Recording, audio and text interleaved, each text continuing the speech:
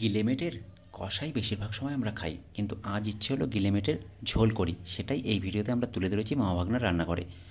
শুরুতেই কড়াইয়ে সর্ষের তেল গরম করে সেই তেলে দিলাম তেজপাতা ও শুকনো লঙ্কা। সেটা ফুটতেই দিলাম পেঁয়াজ কুচি, কিছুক্ষণ পর আদা রসুন পেস্ট, দিলাম স্বাদ অনুযায়ী নুন, টমেটো কুচি ও কাঁচা লঙ্কা কুচি। কিছুক্ষণ কষানোর পর দিলাম একে একে জিরে গুঁড়ো, ধনে গুঁড়ো, হলুদ গুঁড়ো, লঙ্কা গুঁড়ো দিয়ে কষানোর পর যখন তেল ছেড়ে এলো দিলাম ধুয়ে রাখা গিলেমেটেগুলো দিয়ে কিছুক্ষণ কষাতে থাকলাম, মিনিট 15 এইভাবে কষানোর পর দিলাম কেটে রাখা আলুগুলো।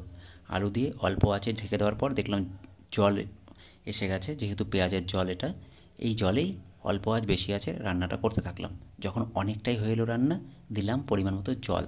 এই জলটাই পরবর্তীতে ঝোল হয়ে এলো, যেহেতু ঝোল করলাম তাই জলটা বেশি দিয়েছিলাম।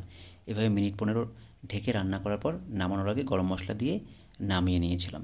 হয়ে গেছিলো আমাদের গিলেমেটের ঝোল।